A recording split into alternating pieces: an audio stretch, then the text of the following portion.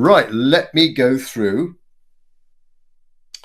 our chosen scene for February then. And we're continuing this round the world, this virtual round the world trip. Last month we did Northeast US, our Vermont farmyard scene, the old barns, and now we're in the Midwest USA. And thank you very much to Louisa, member Louisa, for sharing her photograph of something completely different. We did discuss this on our Zoom call a couple of nights ago at length as regards how I might do it and some of the suggestions of other people. I know some of you had a go at this scene already. It's been really nice to see your own creative input on this. So we have I don't think a scene like this has been done many times in watercolor, or indeed any painting. I guess most painters like to paint pretty scenes and lovely vistas and landscapes. Well, here we've got a pretty much a sort of an urban scene, a downtown inner city urban scene, an alleyway, maybe next to a railway line, I think. I did share on Patreon the actual Google Street View location, so you can see that location, and you can also see various times of the year. You look at the different time frames or time slots that Google gives you.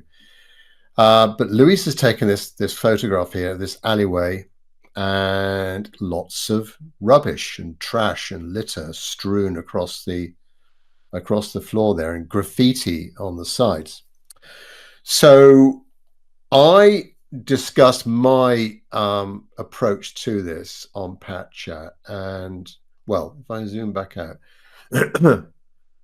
the source photo is too symmetrical. We've got the end of the alleyway is right there in the middle. Do you see? So I fancied, if you can imagine it, me moving it slightly to the left. Let me just come back out a bit. Slightly to the left. So the dominant wall is on the right-hand side. So we've got more of that that brightly lit wall on the right-hand side, and this lovely shadow going across diagonally to the other side and then up the wall. But that the end of the alleyway there, slightly left of center, if you can imagine that. We've got lots of different textures to contend with. The brick wall, the mud, and we think this is winter season. Then there's not much green in the scene. But the sort of mud and rubble of the alley texture, all of that litter as well, and the graffiti. We have some value-wise, we've got lots of darks and lights to play with. As regards lights, first of all, try and think of where are the lights in the scene. Well, on the right-hand side, the brightly lit wall on that right-hand side. Oh, Chris is saying, I'm trying square format tonight. That'd be interesting. Don't make it too symmetrical, Chris. Yeah, so that's the light. Where else is light? The horizon down there. The tops of the, I guess, are these electric, or I guess these electric poles here. A little bit of light on that, what looks to me like that water tower. Catch on little details like these boots strung up there, which is a sign for something. I'm reliably informed. A little bit of light at the end. Then there's the lights within the darks, isn't there? And that takes basically three forms. There's the window glazing on the left-hand side, and various different sort of lights of glazing there. There's the graffiti, sprayed paint, not ultra bright white paint, but it's light, and a lot of it has a darker border around it and a bit of light on the right hand side. Then we got the lights of the litter going across. Quite a lot of litter there. Let's zoom in. Look at all that litter. I really don't know how all of that litter could have arrived there. But anyway, hopefully it's all been cleared up now.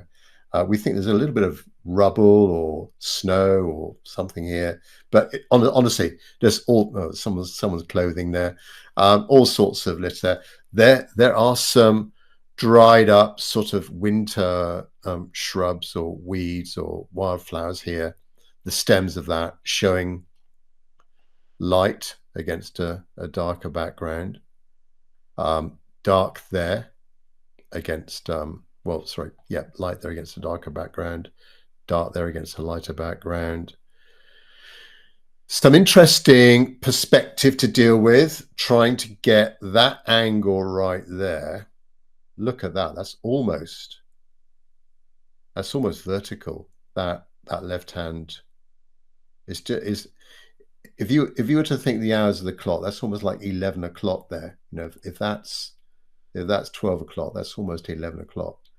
So that's the steep edge, and then trying to get that angle right there, the angle of the top of the wall on the right and the bottom wall on the right. These power lines going down the alleyway, they're quite a nice element to the composition leading us in. Not absolutely straight, just a little bit of a curve on some of them, and then there's a few crisscrossing that, going from left to right, connecting with the building to the wires going down the side. We do have that mast or whatever there catching the light. Yes, yeah, so quite a different scene to contemplate with watercolor. Let me go back to, let me just stop screen sharing the image now, and I'll come back to my board, my painting area. Hang on a second. Okay, so my thoughts with this, as I normally do with my demos, just a little quick plan of my sequence, my steps here. So hopefully you can make out, this is the border of my paper, sort of dimensions 4x3, and then these numbers are just representing the steps I'm going through. So number one, once I've done the drawing, number one will be getting the sky right, quite dark at the top, light at the bottom. Then number two, so there's a lot of cools up there and then warms down here. Number two will be getting in the base color of the walls, the brightly lit walls on the right-hand side, and then the alley, and then a little bit of base color for the building. But that number two will be also the base color for the litter. A lot of the litter is light in color, sort of white, almost white. I'm not sure it's a sort of paper material or white packaging, but it's white within the shadows, within the shade. So I'll get in the color for that as regards that second phase. When that's dry, I'll then be going in number three with the darks, getting in that quite dark wall there with the dark shadows, particularly dark here. Shadows going across. Now, this is the important point. I'll be doing a little bit of negative painting around those shapes of the litter across the ground, trying to get the kind of gradient, the little bit of a slope of the lane as we're coming down. So a little bit of negative painting around, trying to get slim shapes of litter. All right, random shapes, and getting slightly fatter, larger towards the foreground, slimmer and thinner at the back. So that's number three, and up the wall as well. Shadow there, bit of shadow up here. And then number four will be the details, which will be the well, the masks and the windows, the graffiti. Now with the graffiti, I'm leaning towards using a little bit of white gouache for that graffiti. A lot of the graffiti is white with a little bit of red, little bit of black. But I'm going to go with white gouache for that, left and right. So the graffiti is here, a little bit of graffiti here.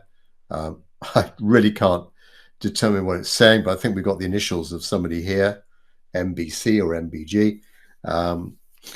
You could put your own initials there if you want to put your own individual stamp on it. But that's the way I'm going to do that with body paint, opaque paint, which I might, if the negative painting in the alleyway hasn't come up to my expectations, I might just dabble a little bit with the white paint on that, just to add those extra little pieces of litter. Also, we have the posts to do on the detail stage, the lines going down the alleyway, the ones going across as well, and little bits of the light foliage and dried grasses and weeds that are growing down, particularly down the sides of the alleyways. There's a few on the left-hand side and a few, excuse me, a few on the right. There's a real dark shadow there, which is quite nice, where the top of the wall is sort of crumbling. It's like almost like eroding, I guess, with the frost or something. So that's quite attractive as well. A few little cracks in the masonry on that right-hand side. Not someone asked on Pat Chat, am I going to do the individual bricks on the left-hand side? We can see the individual bricks of the red bricks of the building. These look quite old here. There are some newer bricks on this left-hand side. That might be just too much detail for me, but you're welcome to try it. Also, one or two others, we're going to do it in line and wash. So if you're doing this yourself, as long as it includes some watercolor, I don't mind.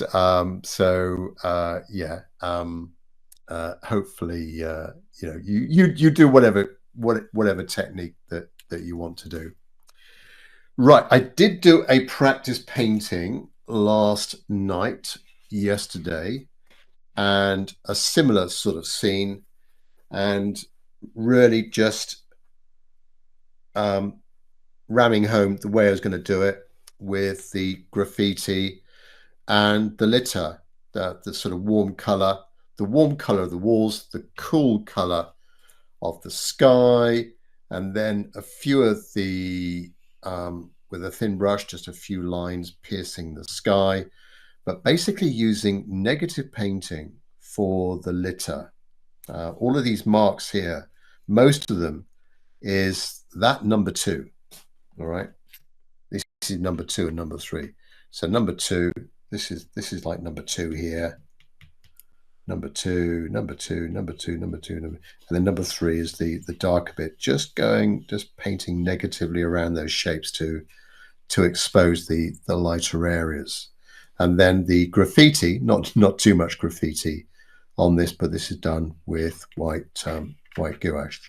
So that was a practice painting that I again sometimes do before these live demos, just to get in my own mind the process.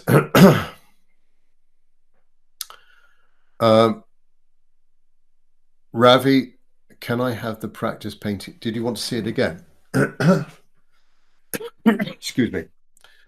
There you are, Ravi. If you wanted to see it again, if that's what you mean. It's also, I post this on Patreon as well. Oh, another element here, a puddle. Maybe you could include a little puddle in your painting. I've got a dog here. You can't make it out, but I've got to put in a dog there. A figure. All right. So try to think what extra creative element you might put on the scene there. All right. Now, material. Let me go through my equipment, my materials. So Saunders Woodford, I recommend good quality watercolor paper like Saunders. This is 100% cotton, cold pressed, 15 inches by 11 inches.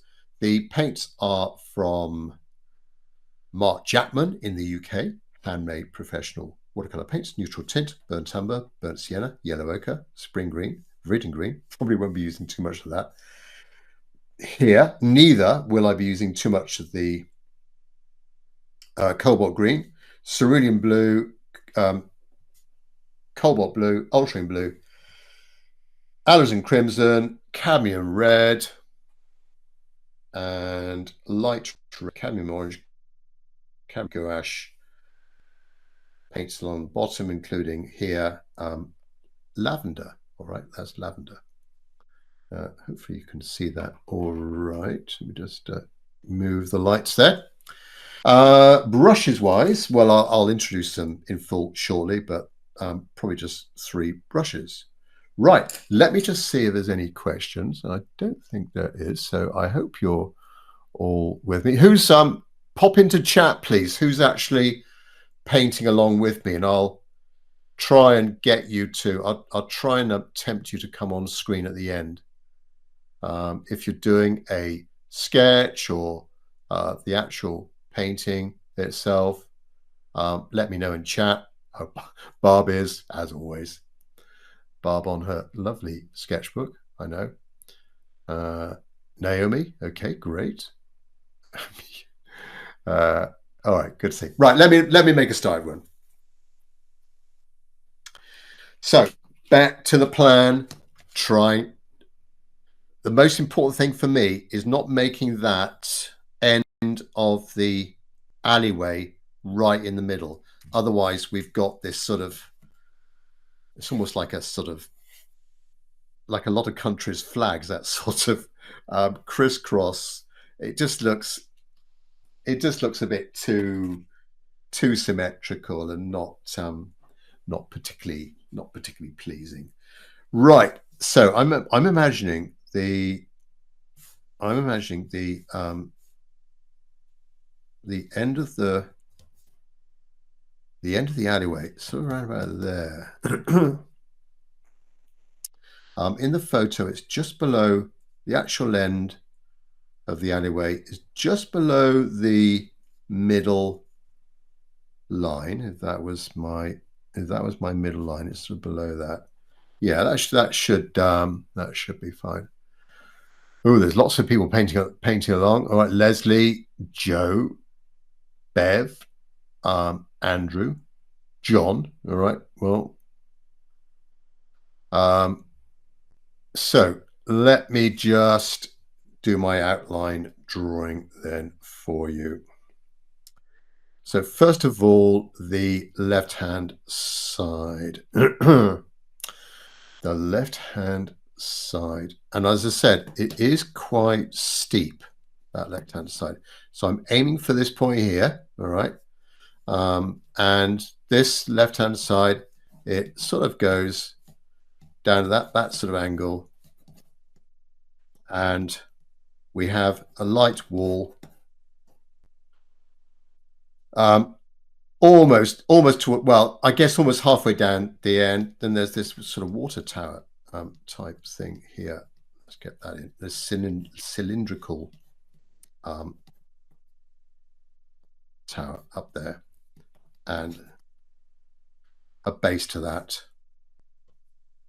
So here I'm just drawing quick lines. All right, I'm not being very labored in drawing. My style is not nice slow lines. I'm just sort of almost stabbing the paper with these lines, and I might just reinforce these lines shortly, just so that I've got that mental note of where the edges of these shapes are, but also to help you to see what I'm up to. Right, that is the end of the alley there. Maybe it just sort of goes over it, so it looks like it's sort of rising a little bit. Right hand side, top wall on the right hand side. Let's get that in. Again, a very disjointed line here going up to the right hand corner because it's broken, it's damaged, it's corroded, so all sorts are going on there. And there's to help with the perspective, there's a lower line there. So most of the damage is sort of this area here. Back to the left-hand side, and the base of the building is coming down to the bottom left-hand corner. Now, on Patcher, on our Zoom call a couple of nights ago, some of you suggested you can just, in the source photo, you can just about see the front of the building that's catching the light. It looks actually a lot cleaner than the side of the building. Possibly more of a modern brick. You'd be welcome to put that in. I'm inclined not to. I'm sort of 50-50 on this. You could put in the front of the building there and the light of that facade in there. So you've got light there and dark there. For me, no. There's a thin sort of slither. The camera, the lens of the camera has done a funny thing with the angle. So it's up to you. You might want to take a look at our Louisa's image of Google, where you can see a little bit more of she's zoomed out. We can see more of the area of what's going on there. Right, there's a ledge here as well, that the graffiti is coming down here, and then it comes across there and it goes down, something like that. Right, we've got a fairly wide alleyway. It's probably at least the width of a car. I'd imagine a car could get up there fairly easily. Now, excuse me, the right-hand side, almost 45-degree. Down to the bottom right-hand corner here. And a very jagged line just to define that bottom right-hand corner, because all sorts of things are going on there. The edge of the shadow is sort of going from that bottom left-hand corner. It's shooting across. And then we have a nice vertical edge here. Now that does need to be a good line. That is a fairly straight line. And then as we go down the lane, we see a bit more light here. All right. There's the electrical post, supporting post is sort of there. I might do that. Rather than negatively paint around it, I might use some gouache for that. I'm probably not going to do this mast that's here, this taller mast. I think I'll leave that out. I'll just have that one pole there, and then these lines. I'm not going to draw them in, but those lines, those power lines coming down the scene. Right, let's just strengthen some of these lines here. That water tower with the kind of platform at the base, and the windows.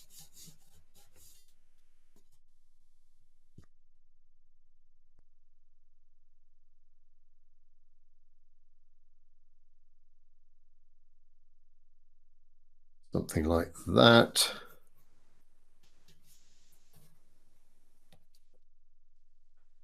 And there's a doorway here. In fact, those windows come down a little bit more. This window's coming a little bit more, and then we've got that doorway.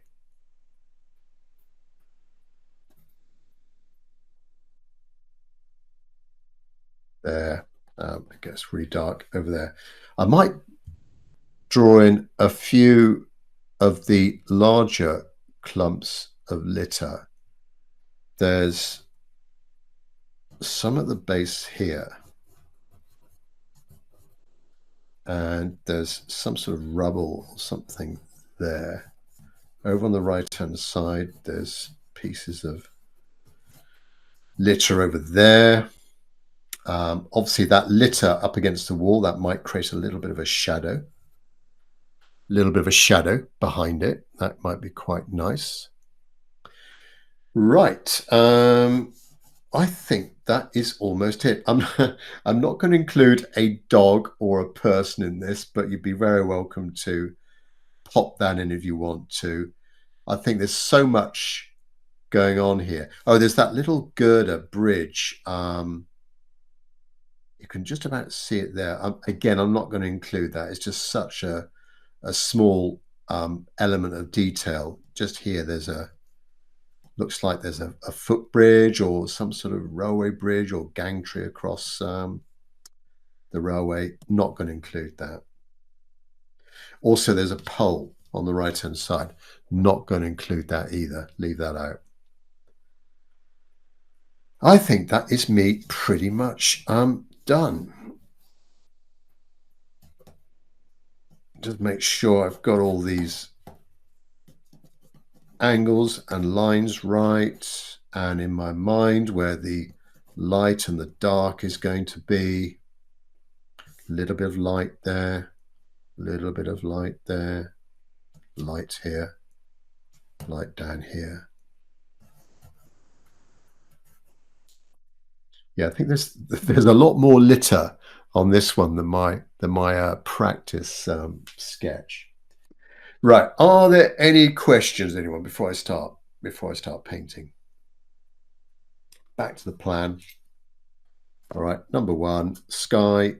Finish the sky. Normally with the sky, I would go over the edge of the building. In this instance, I'm going to go down to the edge of the wall, not go over the wall, edge of the wall, because I want to then quickly start doing start putting the warms, the lights of the brick wall and the road and the alley. Brush for this is a mop brush. I'm using a Tintoretto synthetic brush, number 6. And I'm not going to pre-wet the paper. Now that sky is very intense here, but then goes to a lighter, almost greener blue towards the horizon. All right. So let's just mix up a little bit of cobalt and down to my wall. You could dampen this paper if you want a nice, precise, sort of even wash. As I say, I'm going to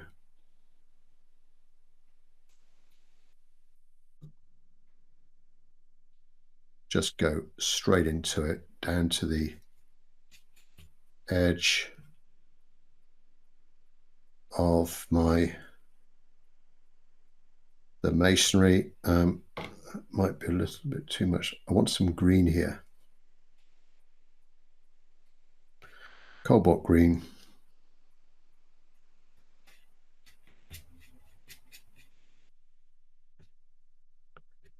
And then I need to go. So this is all now quite damp.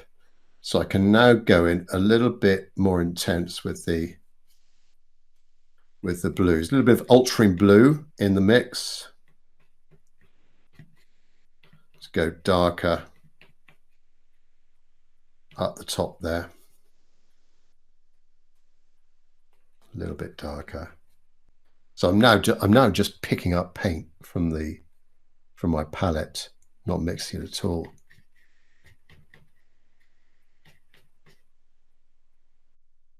Be careful with the paint that is on the masking tape. It doesn't sort of, without me spotting it, come down into the painting, causing a little blemish or collar flat. So just keep your eye on that.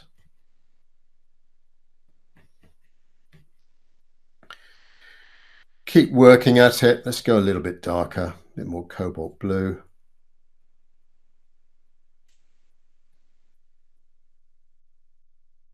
Bit more cobalt, bit more ultramarine blue.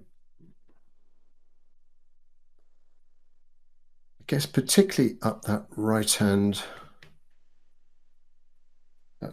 side there.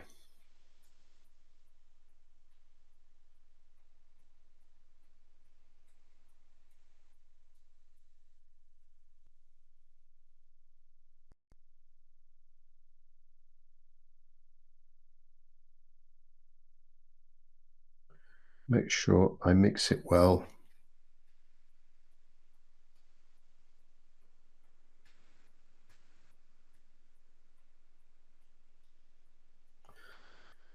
There we go. So I'll just let that do its thing, and I've got a bit of a gentle slope on the board, so it would just gradually come down a bit, but quite happy with that. Right, on to the base color for the walls then. Transferring to the warms. And what should we use for this? Well, I think this is going to be a little bit of, there's some gray browns down here. There's a warmer brown up here, more like a yellow ochre here. This is lighter, and it goes a little bit darker.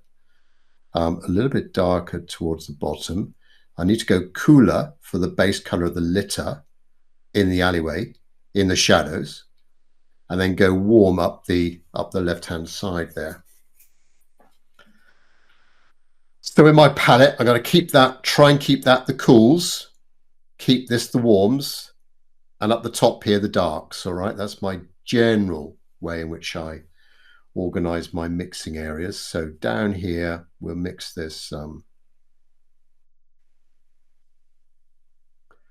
yellow ochre, a little bit of light red, cadmium orange,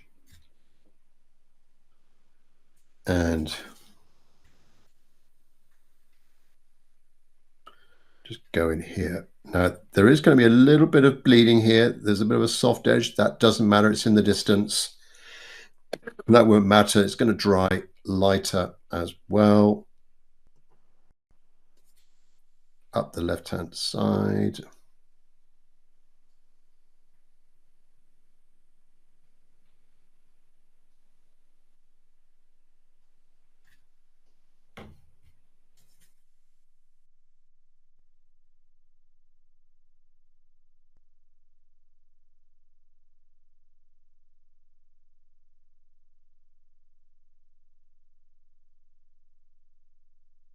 So we're trying to vary these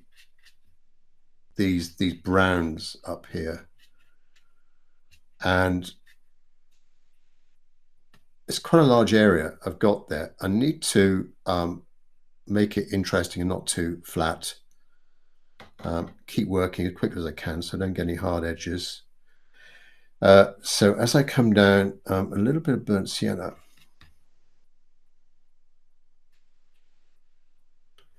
A little burnt sienna, maybe a little bit blue in that. It's a grayer.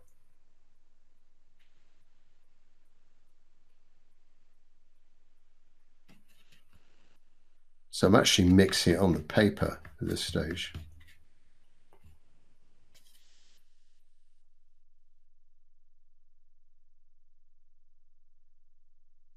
Notice my brush technique here. I'm just sort of stabbing the paper, dabbing the paint on. which is quite useful for this sort of old um, damaged wall here, that kind of trying to get the texture in. Right, across the excuse me, across the ground, we've got this underlying color of the litter, which I'll keep blue.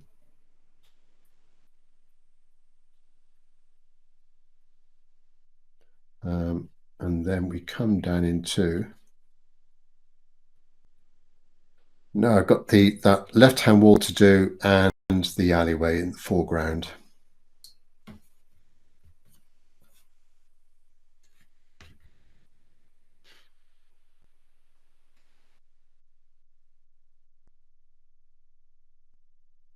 I'm going to mix a bit of cerulean blue in this burnt sienna to get a close to the color of the wall.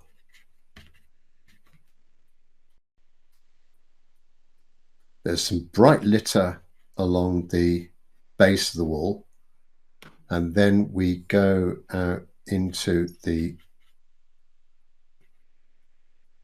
alleyway, the floor of the alleyway, and we've got a mixture of light browns and dark browns in here. So I'm just here using the tip of my brush to just define the edges of little bits of random litter. Now this litter is generally, there's kind of flat shapes.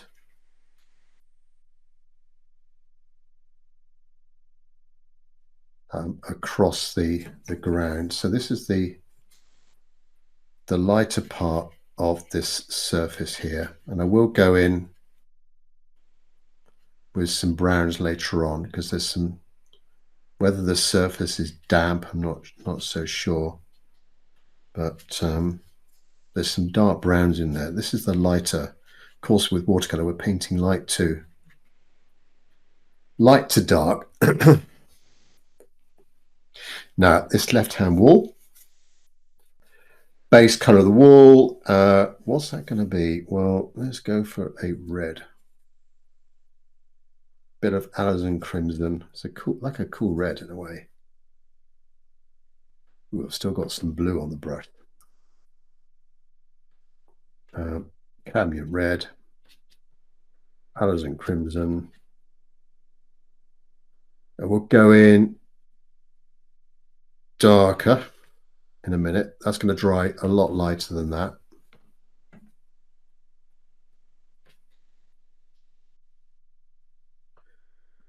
Pick up any red.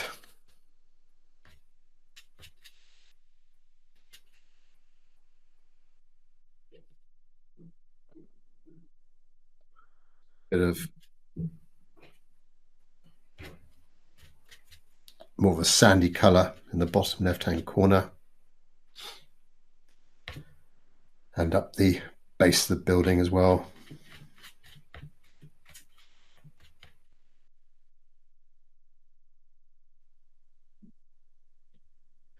And then the tower here.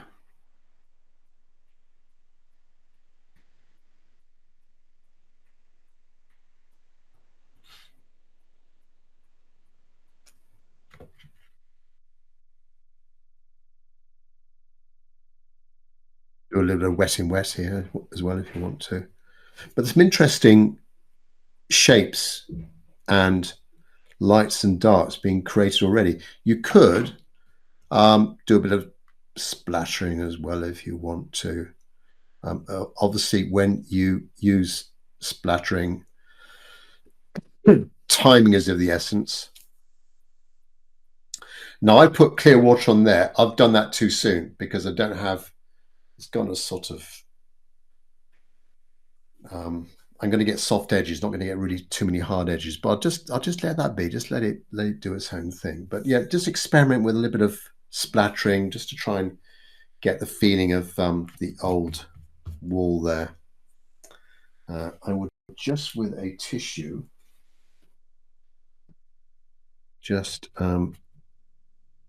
lift out this bottom left-hand corner. It's quite light down there. So that's the other technique you can use with a paper towel, just lifting off. If you think you've gone too dark, while it's damp, just lift it off. All right, try and get a nice sort of surface of whatever you're using, brush or paper towel. Right, there's a lot of glistening here I can see on the screen. There we go. All right, I'm going to now just use my hairdryer to speed things along. Are there any questions at all? Anyone? Okay, I think that's all right. Okay. So just a 1 second warning. Normally my microphone cuts out with the loud sound, but so just in case it doesn't, this will be a loud sound just for, even though it's called Silence Pro, a loud sound for a few seconds. Hang on a second.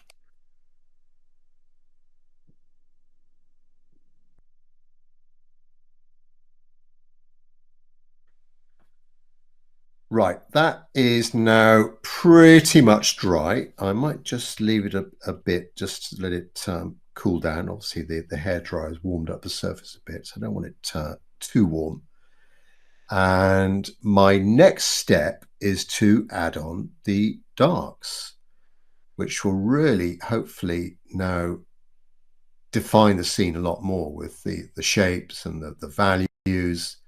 I'm going to start on that left-hand side, come down, and then go across the alleyway, negatively painting around these random clumps of litter, and then up the right-hand side. So down, cross, and up. Just before that, I'm going to get in a few more darks in the foreground here, just where there's some lighter patches of sort of vegetation that looks like it's sort of typical sort of winter brownish color, but there's some darker, maybe darker mud or something like that, darker rubble. So I'll just try and get it. I think it's quite interesting. Right, so still sticking with my mop brush, all right, and a little bit of burnt umber for this.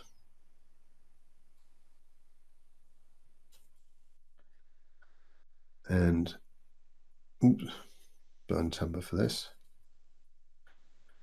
And just a little, I'm almost like glazing over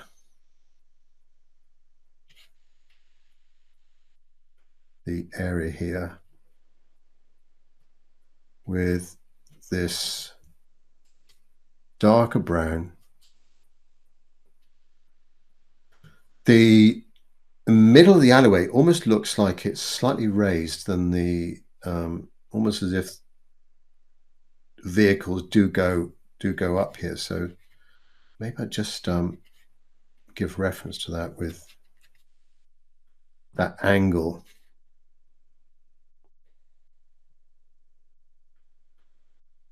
Try and preserve the lights with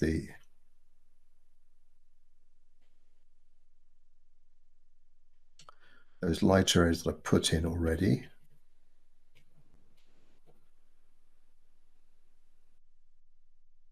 Continue over the paper, the edge of the paper, and just a little bit. That's starting to define that foreground a little bit nicer, hopefully. All right, now up to that wall then, this wall then on the left-hand side. And it's a little bit lighter there, quite dark down that middle part.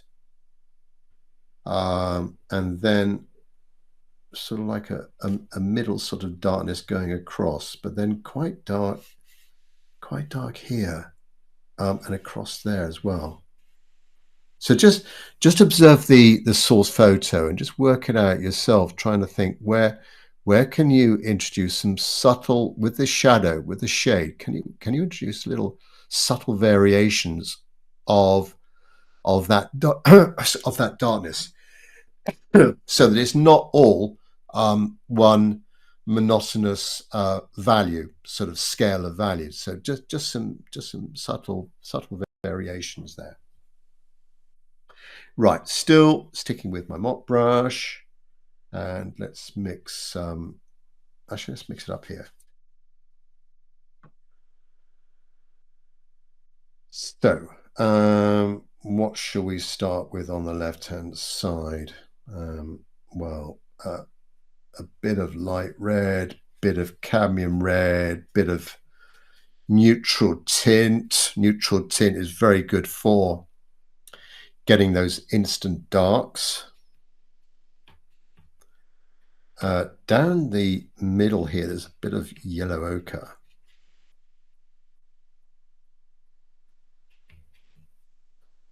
And then back to the darks again. Neutral tint, alizarin crimson, cadmium red. Don't want to go too red. Now, this is where I need to get a good edge. It's almost like maybe there's a side of the building that's vertical there. Then we get that angle going down.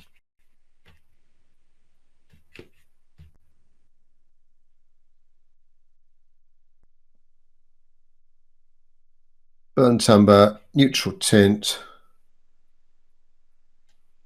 A bit of coolness in as well. Adding the blue. All sorts going on.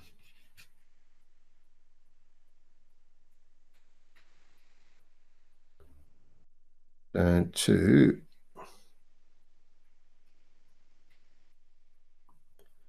that corner there where we have that lighter bit. So we're in front of that water tower, if I call it that.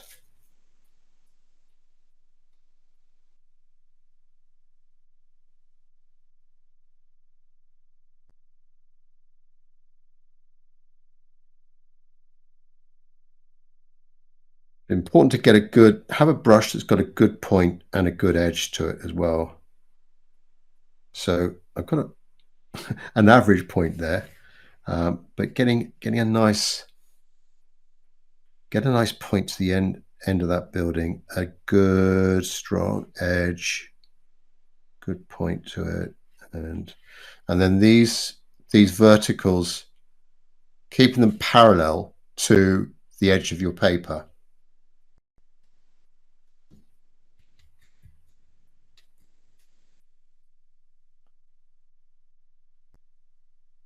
Down that left-hand side.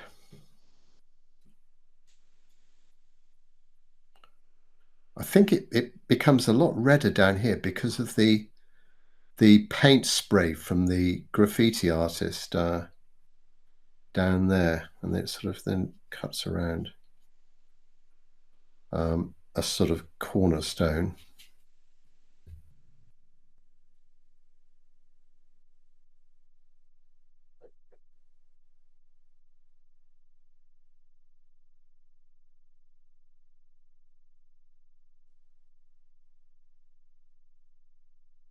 So while this is all still wet, you can keep going up into it and mucking about with it just to add some variations of color into it and value.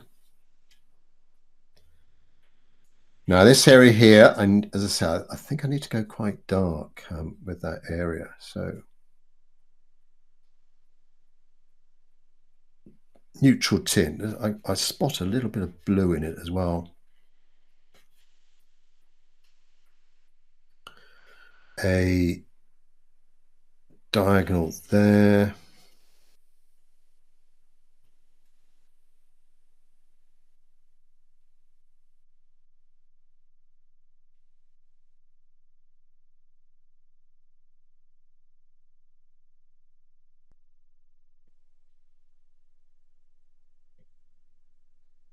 then I need to be very careful here with the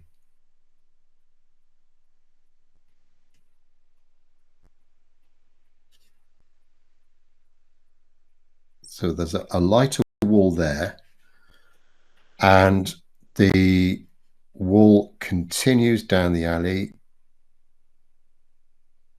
trying to get that angle right.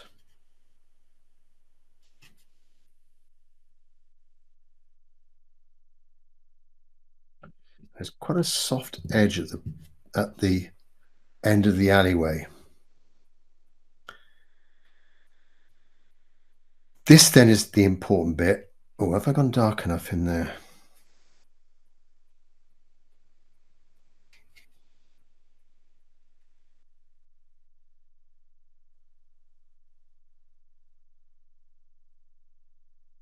It should be all right. Right. Alleyway now. And this is where we are carefully, negatively painting around the lighter bits of litter. And also, for me, trying to get that curve right of the bottom of the alley. All right, well, as I just painted there, that kind of curve. So it's higher, a little bit higher at the sides. Down here, there's this almost like a ridge down the middle of the lane. But yeah, just try and get that gap. Now the color. Ooh, all sorts going on. Again, there's browns, there's golden, bit of golden color, blues. Don't get too hung up by the colors, but try and get the value right. All right. I'll stick with my chosen palette there.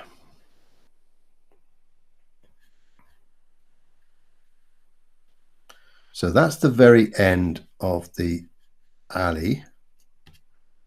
Again, there's a few soft edges, so I'm just using my fingertips to just gently, you end up with dirty fingertips, but just lift off some of that paint. Could do it with a small synthetic brush and dampened. You could just lift it off, or of course a little tissue quickly if you want to. A few ways of quickly lifting off and getting a soft edge.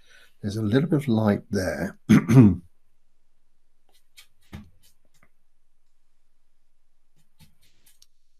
Let's continue down. Now, this is where that's too dark.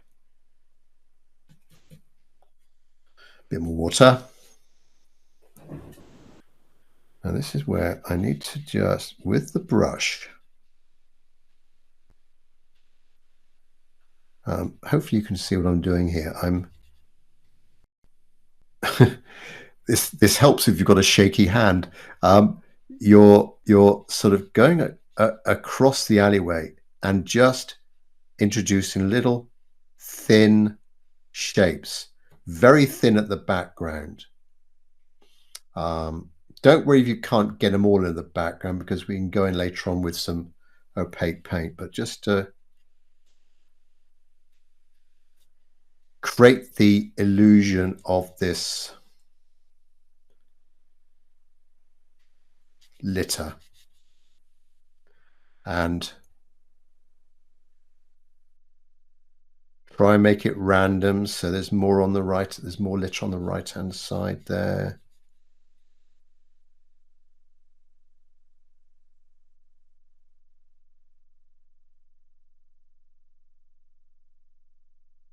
All right, something like that.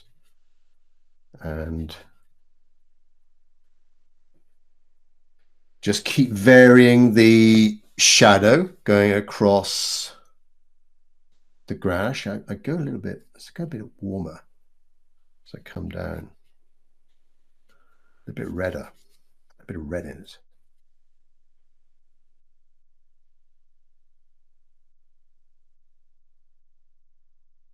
So angling down and then up the right-hand side. I'll be that sort of angle.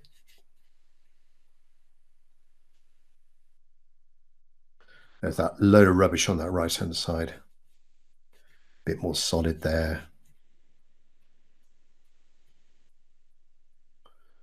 So this is obviously an element you can just make up these shapes, but try and first of all to draw in the main areas of where the rubbish is going to be, some main sort of strategic little spots of rubbish.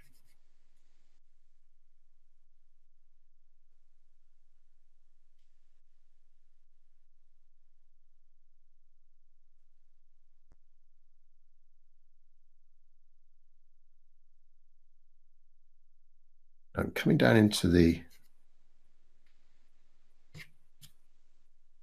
bottom left corner here, and I'm ignoring that. I'm not sure if it's a rucksack or a jacket that's on the ground, but I'm just ignoring that.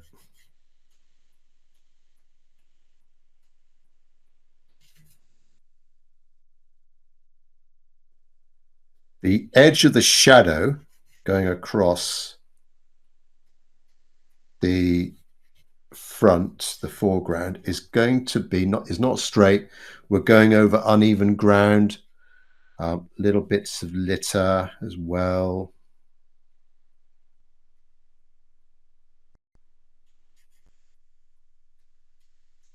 So a very sort of uneven edge.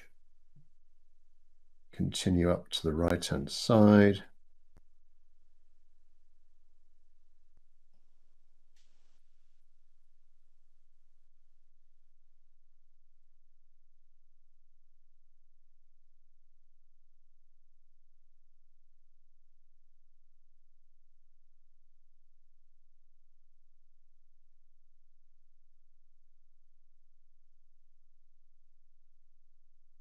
So I'm a little bit more solid there. A little bit more solid in the middle.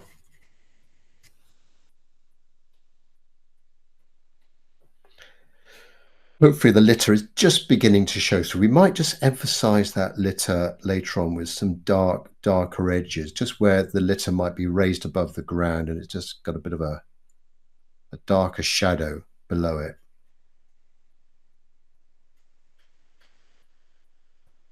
Now, up the right-hand side, and the color of that wall, well, it's a shadow on top of, obviously, that the color of that wall. So we need to just be vigilant of that. Let's start at the top. And the shadow goes up, it goes up. Let's get a nice vertical there.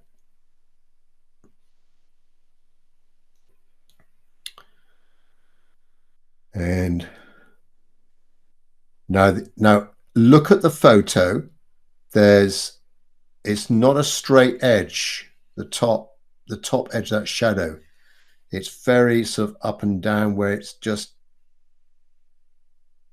falling along the crumbling top of that wall.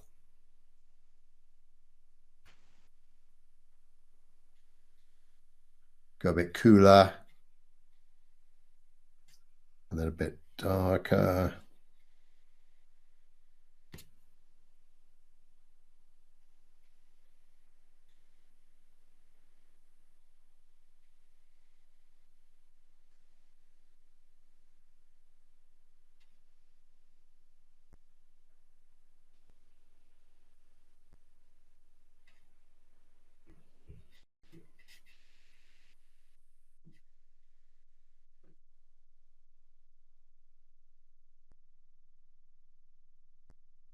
So little bits of shadow below the crumbling top of that wall, where there's a sort of like a cap or something at the top there. And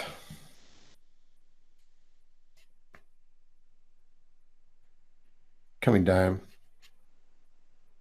No, nice edge.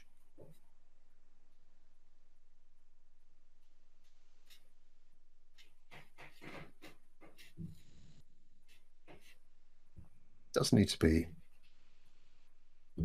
100% straight, but straightish. And continue down to my alleyway, the base of the alleyway.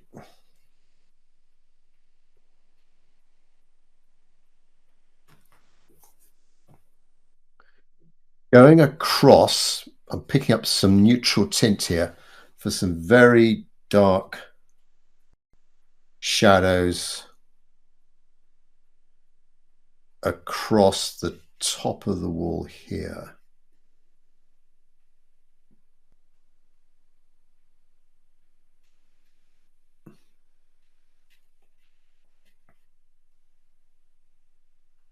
And that shadow gets a little bit thicker. So we've got the sky, bit of a light edge, ridge to it, and then this dark shadow that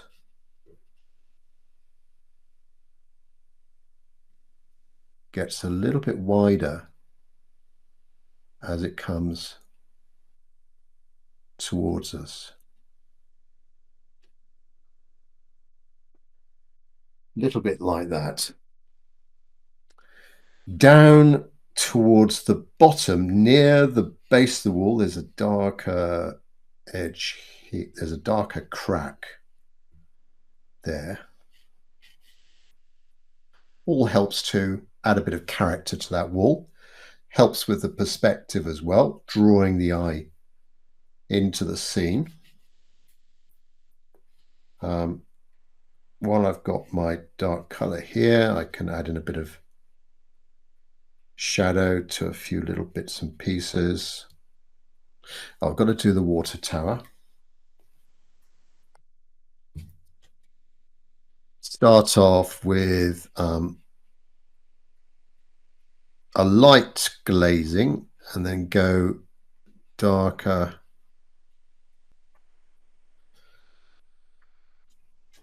on the right hand side because the light's coming from the left.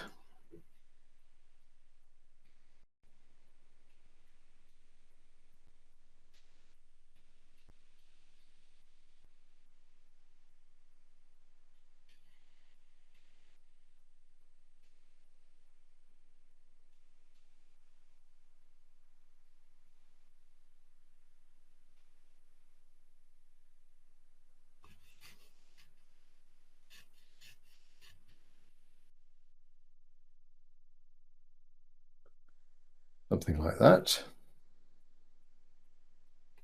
Yeah, it's just beginning to take shape. Again, I'm using my fingertips just to mess up the alleyway a bit, particularly at the end where it's more difficult to see those shapes. We're going to have softer edges to those shapes, and those shapes will be, the litter won't be as light as it is towards the foreground here, where there's more light coming in. So use my fingertips to just amend that a little bit. I think that is pretty much the darks done, the shadows done. Yeah, I'm almost at the stage now where I can start doing the details, pull it all together. Right. So, are there any questions at all? Okay. Right. Change of brush, I think here. Consult the plan. Recap of where we've got to. So, excuse me, we've done 1, 2, and 3. We're now on to 4, the details, which will be the windows, couple of windows, doorway, bit of detail to the water tower, the masts, the cables, little bit of detail to the litter. and then the graffiti with the white paint on that left-hand side. Right. My brush now is going to be a small synthetic brush, small synthetic brush, and just I picked up this new one. It was on offer from Jackson's Art in the UK. It was a quid, or £1, or I don't know, €1.20 or €1, $1 30 cents, something like that. So really, really cheap. Anyway, size 6 synthetic brush, and for me, the point is too nice. I need to, over the next few weeks, I'm going to give it a bit of abuse and try and blunt that edge a bit, because compared to the last one, I've been using this one for about a year or two now, the detail stage, and you can't really see, but that has lost its point, and it's a little bit shorter by a few millimeters, and it just, I don't know, you get used to brushes and the length of their hairs, the brush, and so this one's going to take a bit of getting used to. Actually, I'm going to put in some lighter blue on this. Got some lavender here. Could use cerulean, or a blue with a little bit of white paint. This is the glazing. A bit of cerulean blue here, and just a little bit of glazing for the window there. We'll go around it shortly. When that's dry, we'll go around it with the frame.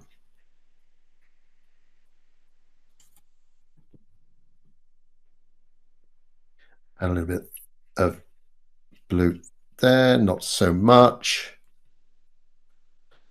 And there's bits of blue, all sorts of things going on here. Bits of graffiti. There's a bluish line there. Yeah, the more you look, the more you can see different things going on. Right. No. Put some dark paint on my brush, literally anything. I'm skirting across alizarin crimson, ultramarine blue, burnt umber, a little bit of neutral tint, but not too much water on the brush, not too much paint on the brush. Try and get a nice point to it. And now almost just drawing in. I guess you could, this is where pen and wash line of wash might work. These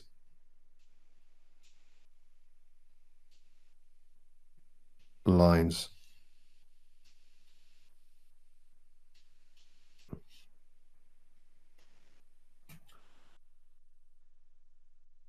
A little bit darker underneath.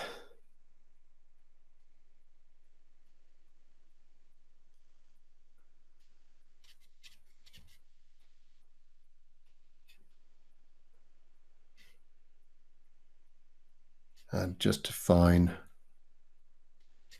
some of these walls a bit more.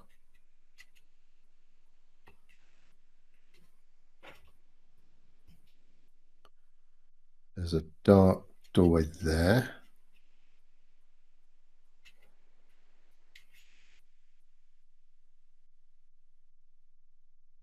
Again, just look at the photo for a little bit of inspiration, where, for example, here there's little bits of soft, darker areas, and then continuing into the alleyway,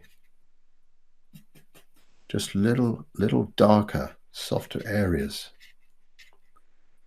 Down this lower part of the wall, there's this ledge here, and there's what looks like some creeping vine or something, and the stems are obviously all they lost their leaves, so we can just see the bare stems.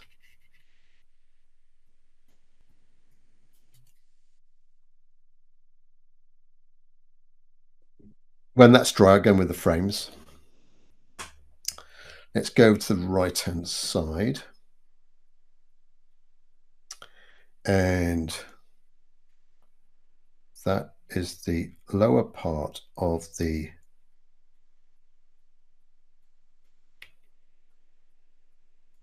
post.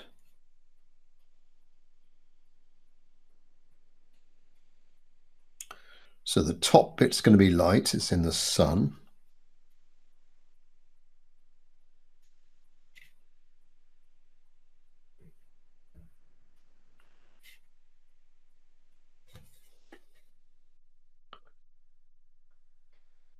Then we come along here, we've got some in the top of the wall. There's little sort of shrubs, trees, saplings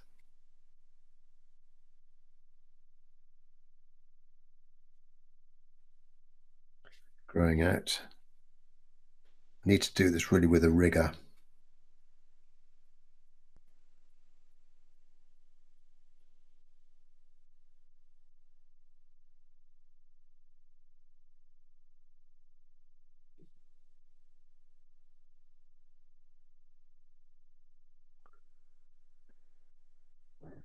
Likewise, there's sort of veins going across the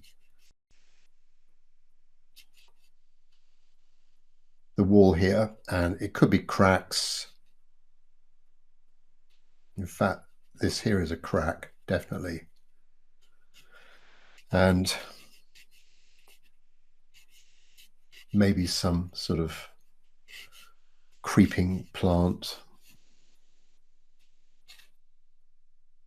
But again, it all helps just to add a bit of character, texture to that side wall. Within the wall,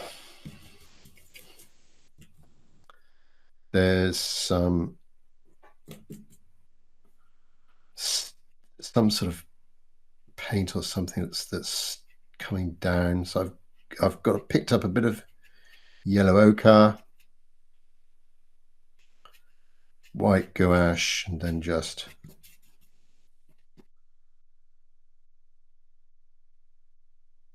adding the impression of something going on, some paint or something in there. Bit of lavender.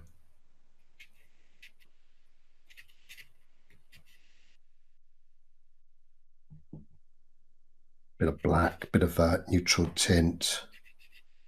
Some graffiti. We can't see what it is. It's in the shade.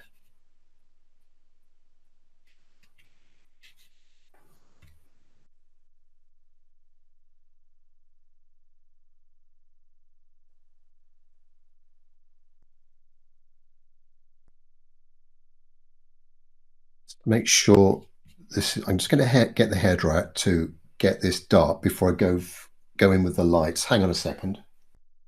Right, dark frame for the windows. Then I can start using my light. So get in the all important bottom of the window.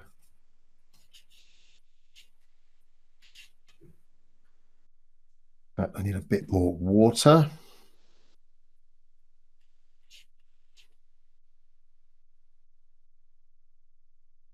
And then the top.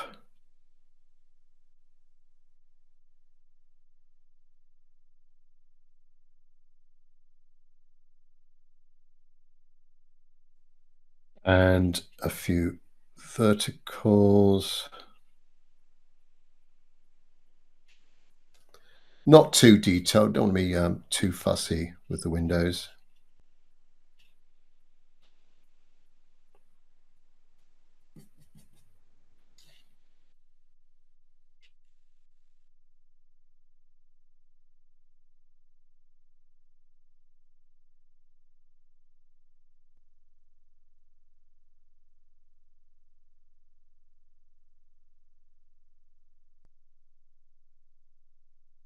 Just reinforce that corner of the doorway.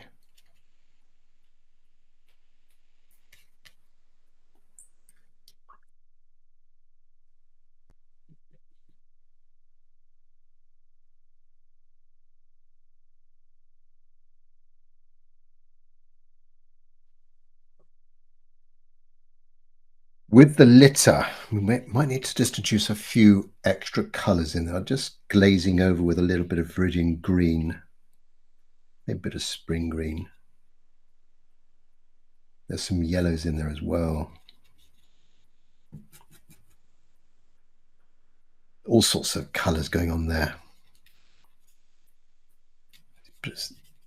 Again, just observe the scene a little bit, just to see what might be going on. Now, next will be the graffiti. The initials here. I'll keep to the photo. This MBG or MBC, and the lighter poles as well. Maybe a little bit of light for the some of the twigs catching the light up there, and a few little sprays of twigs going into the dark shadows, and then we're nearly there then. Right, so white gouache,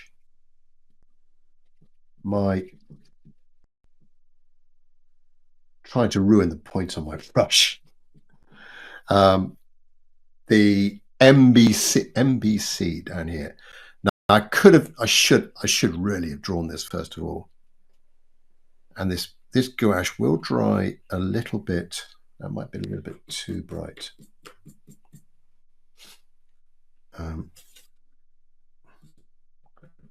Dirty it up a bit.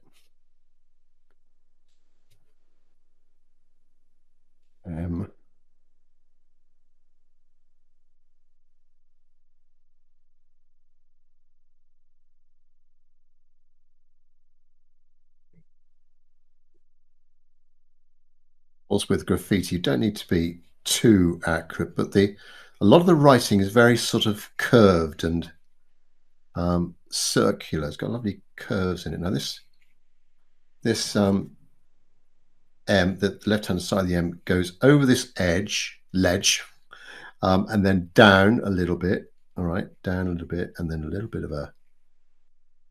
Doesn't need to be perfect. It was sprayed on umpteen years ago, and there's the bottom of the M.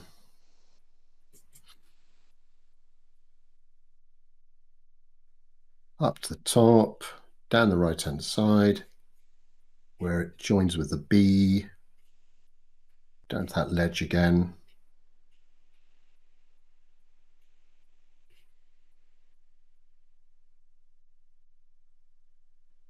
Might even fancy doing your own your own real life graffiti after doing this. Put in your own initials as well. Now the B, got to think about perspective here as well. These narrower letters.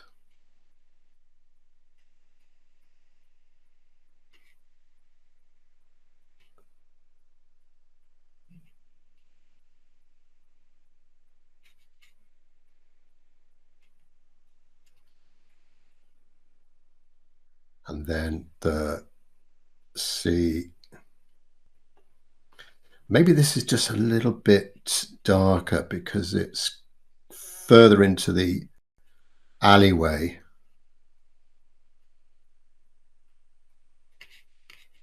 Not sure if it's a C or a G.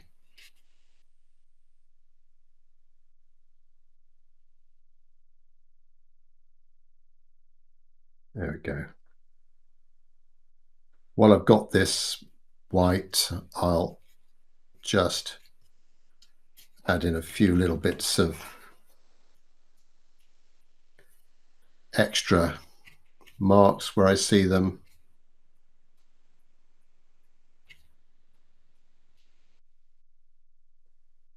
And as I said earlier, if you fancy it, you can just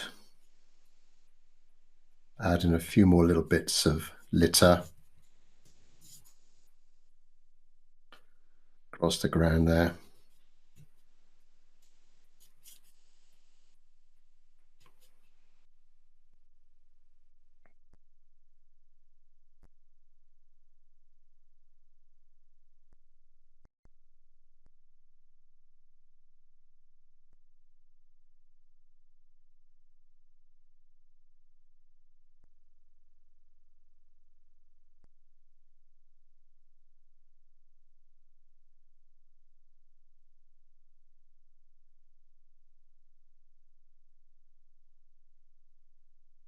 Then over on the right-hand side, there's some very light writing over that. I don't think this is light enough. Let me just pick up some pure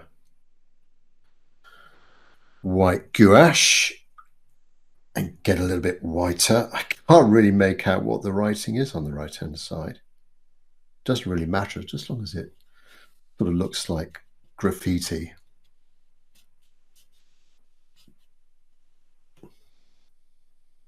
Not much water.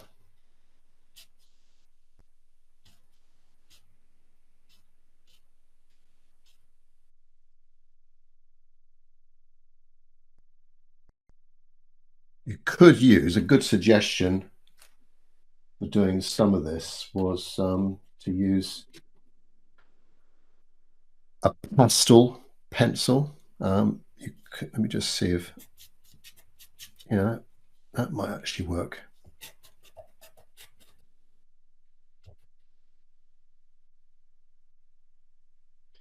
Yeah, a little bit of light, a few lines there with the pastel pencil. I think I'll stick to the gouache.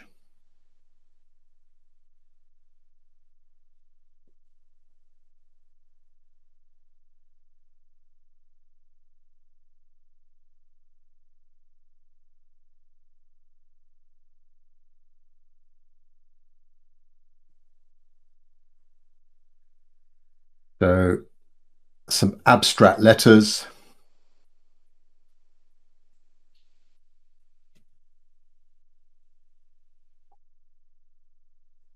And then the tops of these poles here, which are I'm not sure this is going to show up bright enough against that sky. It could have gone a bit darker with that sky, because this will not. Might need to add a bit of a shadow underneath that.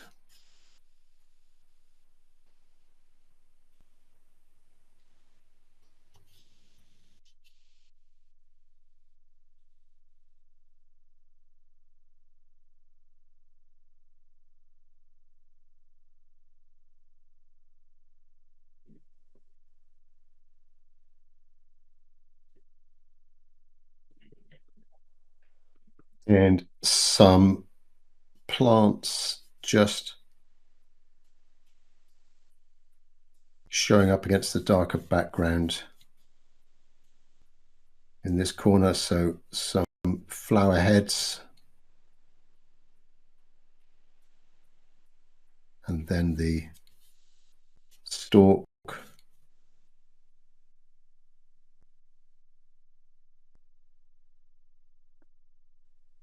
Water.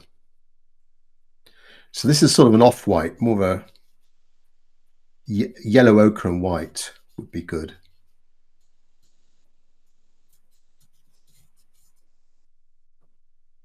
They continue down into that right-hand corner, and there's a few little bits of the grass or vegetation just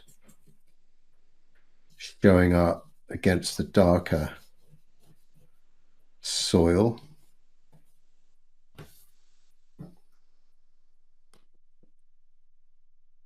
Get some darker border, get a darker border around my main graffiti.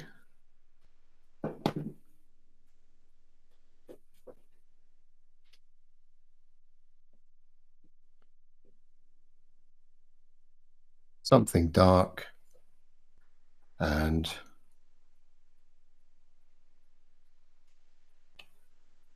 bit more water.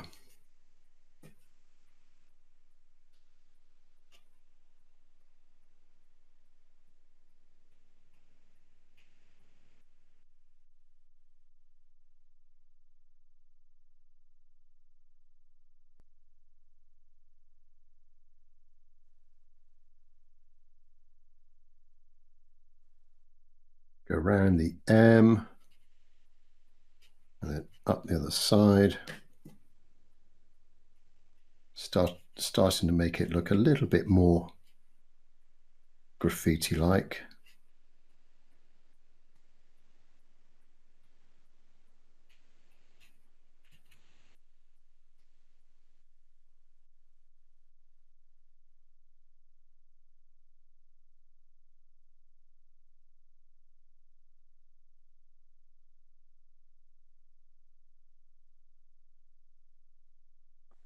Almost making it sort of three-dimensional, that writing with the darker shadow of the writing on the left-hand side, a wider shadow. There's some pink around, excuse me, around that. Let me just define this water tat. Didn't do a good job with those curved lines there. Let me just see if I can rectify that a bit. So the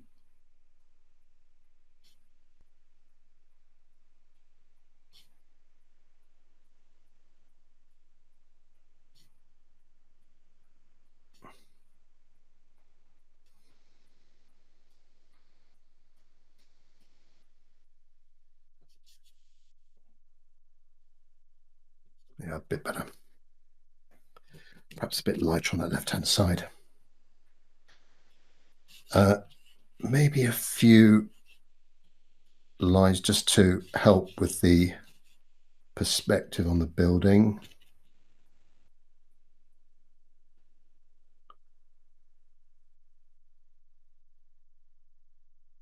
Some of these stalks could be defined a bit more with a little bit of darkness behind them. A little bit of shadow underneath some of these shapes.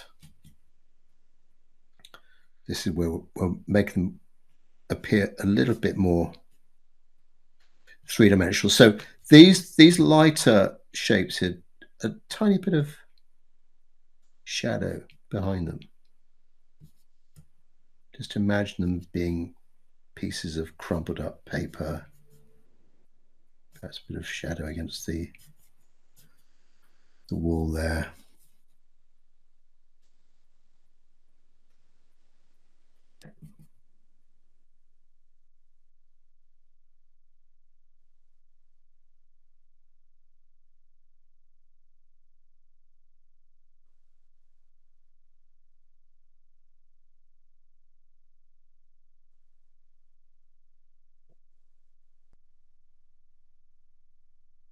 Oops.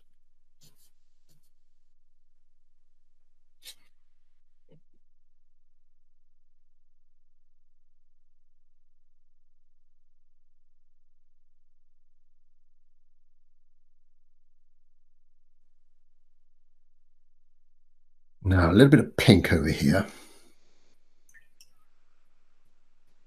fact, there's a bit of green over here. Bit of that green. Bit of that green with some white paint. Viridian green, white paint.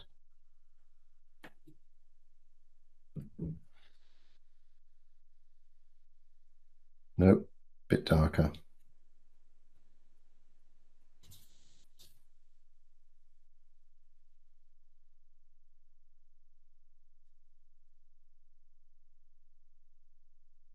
And then a similar thing with the pink.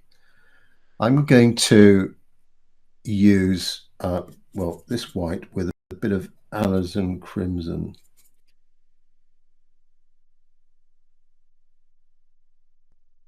Alizarin crimson and white. Make sure you give your palette a good clean afterwards. And so this is now like a border to the black.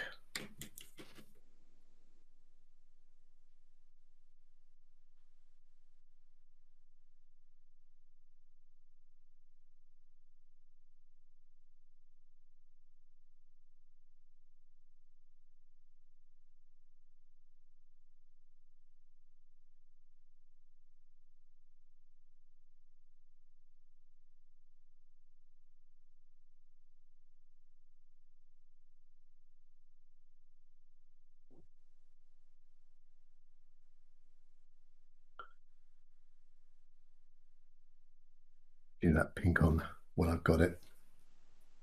There's the pink over here.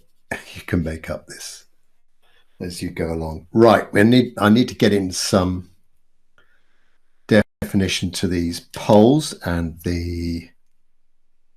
those cables, and then I am about done. Let's put a bit of shadow on that right hand side because the light is coming from the left.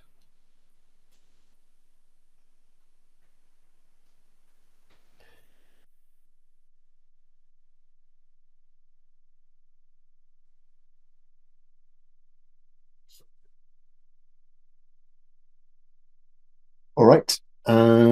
Rigger brush. I'm using a Lebanson rigger brush, and you could actually could use a brush pen here, possibly. Um, you could use if you're not very good at drawing straight lines, you could use a ruler raised above the surface to get that. You've got to be very careful. Might need a bit of practice trying to get that very straight line. Um, Other than that, just go for it. Uh, Not too dark. Just picking up anything in the palette here. It's going to help me clean up all of that white gouache that I put all over the place. Right, there we go.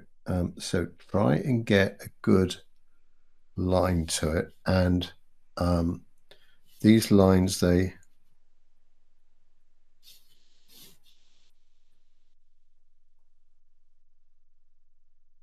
almost start vertical, then they go a little bit more angled, and yes, maybe me doing it from left to right is going to be easier, me being right-handed. And we've got some lines going across.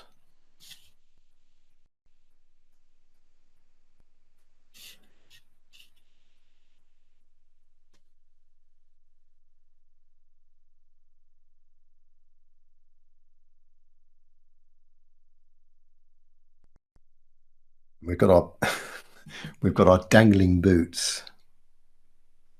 I'll still stick with the rigger brush here. Our dangling boots. So one line and two lines, and then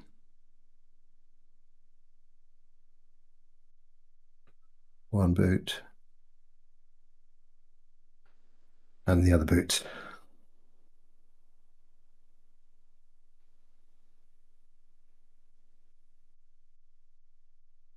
There we go. Dangling boots.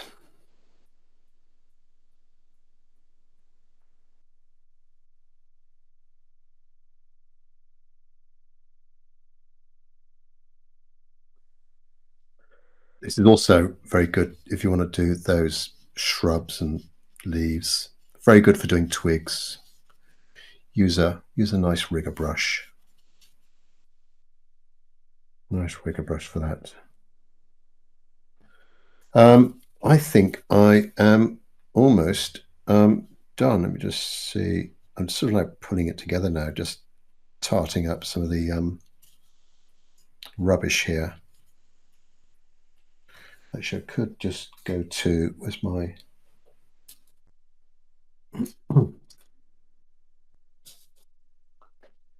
where's my new brush? Where'd it go?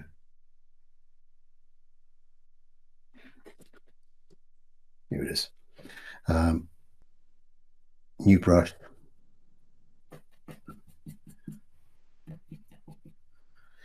And in the shadow here, some of these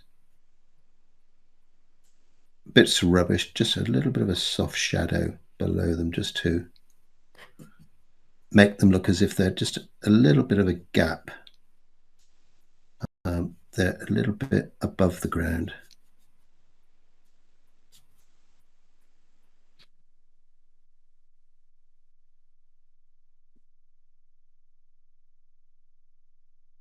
There we are. Hopefully the illusion of